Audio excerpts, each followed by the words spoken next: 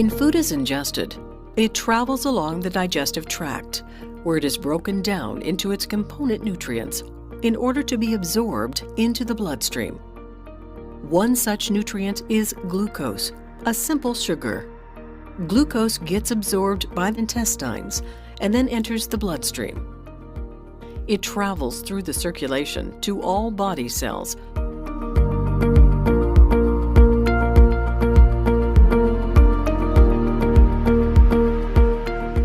Once absorbed into the bloodstream, glucose circulates, causing the blood sugar level to rise. An increased level of blood sugar sends a signal to the pancreatic beta cells, which respond by secreting the hormone insulin into the circulation. Insulin is necessary for glucose to reach and be used by several important target tissues throughout the body. These include the liver, muscle, and adipose tissue.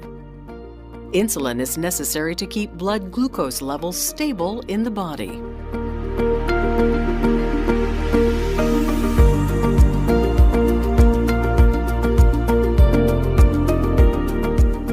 Glucose enters the cell through a process called facilitated diffusion.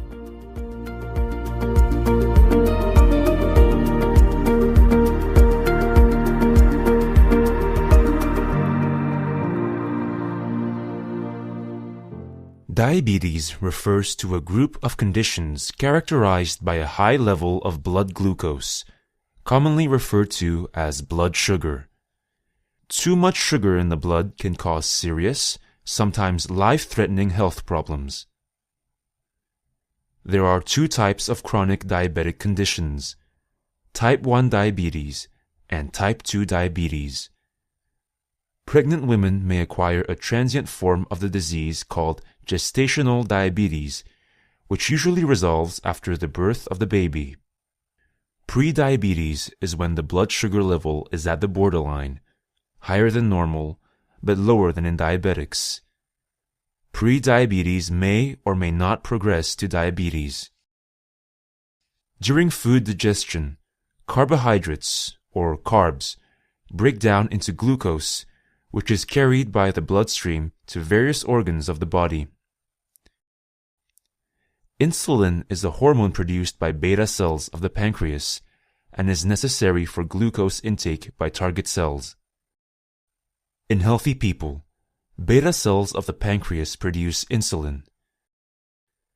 Insulin binds to its receptors on target cells and induces glucose intake.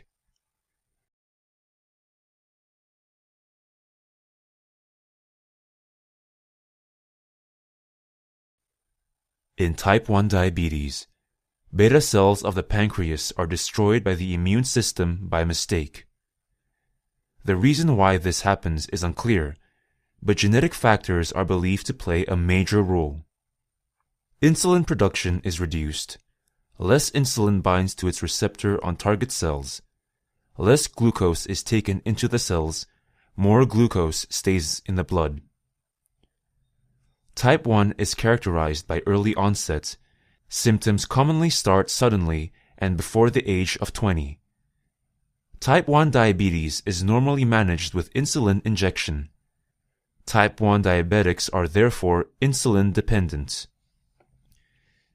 In type 2 diabetes, the pancreas produces enough insulin, but something goes wrong either with receptor binding or insulin signaling inside the target cells. The cells are not responsive to insulin and therefore cannot import glucose. Glucose stays in the blood. In other words, type 2 diabetics are insulin resistant. Here again, genetic factors predispose susceptibility to the disease, but it is believed that lifestyle plays a very important role in type 2. Typically, obesity, inactive lifestyle, and unhealthy diet are associated with higher risk of type 2 diabetes. Type 2 is characterized by adult onset. Symptoms usually appear gradually and start after the age of 30.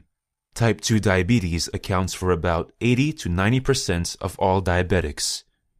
Management focuses on weight loss and includes a low-carb diet. A1C test is a blood test used to diagnose diabetes and monitor the progress of a treatment plan. The test result reflects the average blood sugar levels in the past 3 months. A1C is a type of glycated hemoglobin, a hemoglobin that is bound to glucose. Hemoglobin is the major protein of red blood cells. A1C forms as a result of interaction between red blood cells and sugar in the blood. The higher the blood glucose levels, the more glucose binds to hemoglobin, the greater the amount of A1C. The A1C blood test reports the percentage of hemoglobin that is bound to glucose. Once a hemoglobin is glycated, it remains that way in the blood until the red blood cell carrying it is removed from the circulation. Because the average lifespan of a red blood cell is 3 to 4 months, A1C measurement represents the status of blood glucose for the past 3 months or so. A normal blood glucose level corresponds to an A1C result of less than 5.7%. An A1C level higher than 6.5% indicates diabetes. Between 5.7 and 6.5% is prediabetes. An estimated average glucose level, EAG, measured in concentration units, milligrams per deciliter or millimoles per liter, can be calculated and often reported in addition to the A1C percentage. EAG helps patients link A1C to the numbers they obtain at home using a blood sugar measuring device. A1C is an important tool for managing diabetes. For most diabetics, the goal is to bring A1C level down to 7% or less. However, patients' age and other health conditions must be taken into account when setting goals. In general, younger patients who don't often experience severe low glucose, known as hypoglycemia, need lower goals to avoid diabetes complications in the many years ahead. Older patients or those having frequent low glucose episodes may have a higher goal.